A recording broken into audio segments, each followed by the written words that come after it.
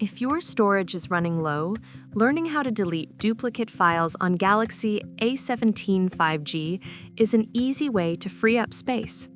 The built-in device care feature can quickly detect duplicates and large files, so you can remove them without hassle. Here's how to do it. Open Settings, scroll down, and tap Device Care.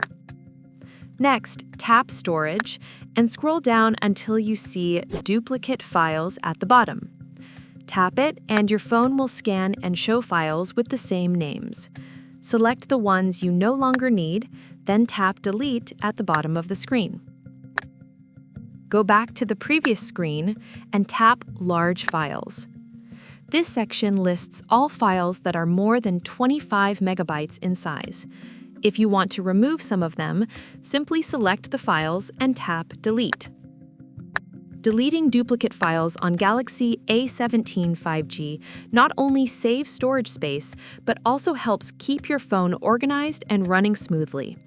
If this video helped you clean up your storage, please give it a like or watch another video for more Galaxy A17 5G tips.